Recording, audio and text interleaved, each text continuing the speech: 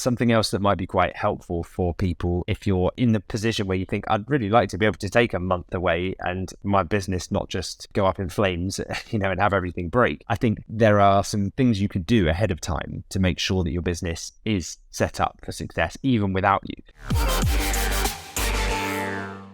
I think that's the key to it, isn't it? Is the freedom and the choice that it does allow you. So if you wanted to just sit back and just enjoy the profit that the business brings in, you could literally take it right down to a few hours a week, just making sure suppliers are paid, and your VA knows what to do, and you've set the policies up, you've set the processes up, and they can just run everything for you. So there's that choice. The only reason I'm involved and I really have some focused work every morning on my business is so that I can keep pushing it and keep growing, and I know there's much more I can do and achieve, and so that's why I'm so keen to keep pushing. But like you say, there's no longer like a requirement for like desperate for a 2-week annual leave break that we can just switch off and look forward to for 9 months of the year. Instead of that, I can still go away, and from wherever in the world, I can still make sure my businesses are running with a few hours a week. If that, I could keep it right down to half an hour a day or less than that if I really wanted to. But then I enjoy jumping on, making sure that everything's running smoothly, just checking in with my VAs and making sure that everything's being looked after. So I enjoy that, and going away and doing it from anywhere in the world is an absolute pleasure, and it's a real luxury that running an e-commerce business can afford to us. Something else that might be quite helpful for people if you're in the position where you think, I'd really like to be able to take a month away and my business not just go up in flames, and have everything break.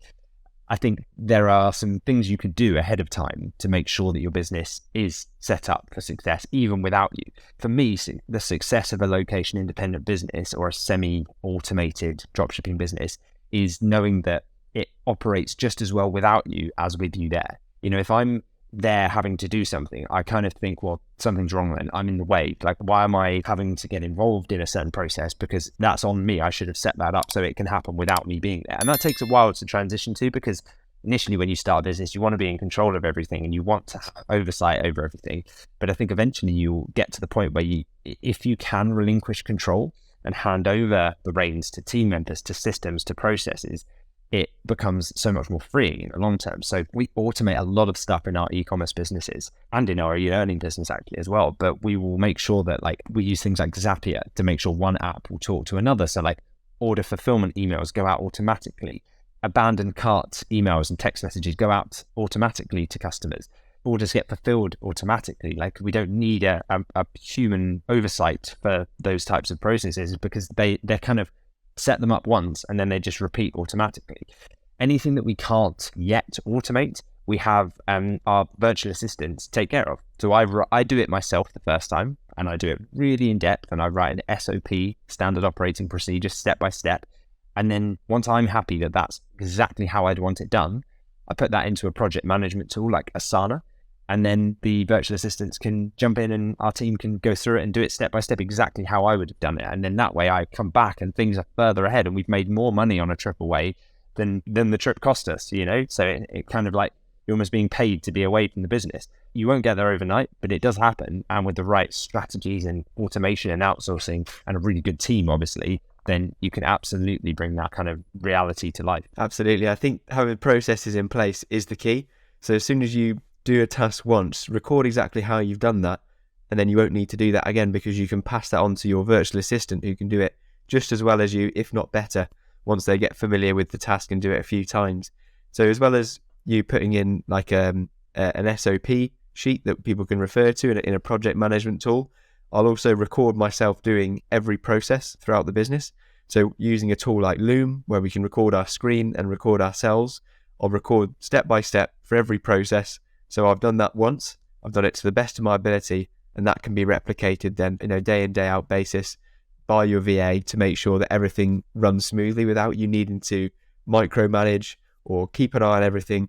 And you can then make sure that you can focus on the really important tasks, or go off and go to Dubai and have some time off, or take it easy, or go for a run, go to the gym, go to the park, and whatever you feel like doing. That's the beauty of setting up processes and allowing your team really to push the business forward. Another tip for me is focusing on your physical health and mental health is going to help you so much in terms of being able to run a business and grow.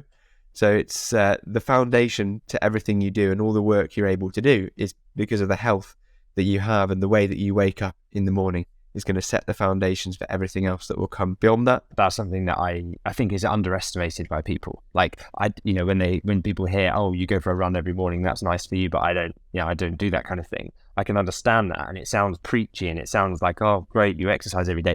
But the reason for me, there's no way I would have achieved what I have achieved without exercising pretty much daily. And that's because my mental state is so impaired compared to how I am when I'm operating after exercise. That kind of endorphin rush that you get, that, I'll go for a run, go and have a sauna, do like a cold plunge most mornings as well. I didn't mention that in the morning routine, but that's because it then just leaves me feeling so much better throughout the day, and I make much more rational decisions, and I'm just more optimistic about the whole thing. And so, yeah, I think one of the biggest tips I could give people if they're looking for, like, what's the hack to start a business? What's the tips, the strategies? Exercise every day and eat well and sleep well, and you will give yourself a huge advantage over your competition. Absolutely. And to illustrate that point, I think about the last time that you had any sort of illness or you were ill, and watch how everything else just falls down around that.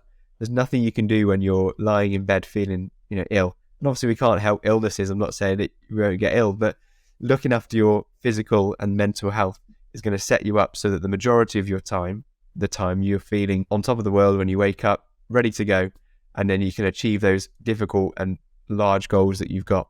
So that is absolutely a focus for both of us, I think, is that physical and mental health. So yeah, take that on board, and also have a think about those resources that we mentioned. And something that's really helped me as well is having some sort of planner or a journal.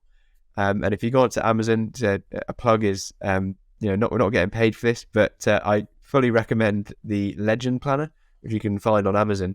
And it's a way of tracking your progress, setting your goals, and seeing clearly what you want to achieve and the habits that you want to follow. And that's been something that's been a huge change for me.